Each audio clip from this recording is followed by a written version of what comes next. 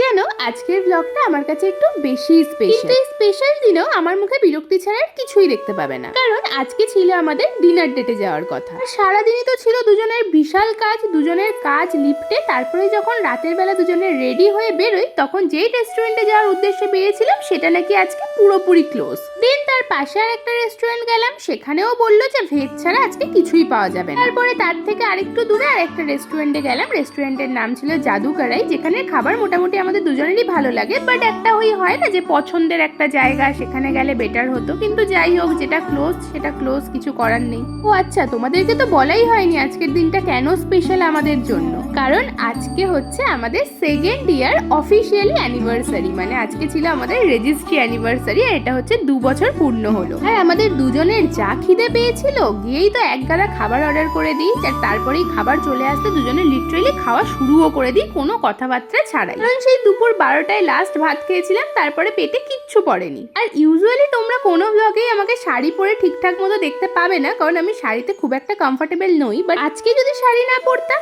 তাহলে হয়তো দিনটা ইনকমপ্লিটই থেকে যেত কোথাও না কোথাও।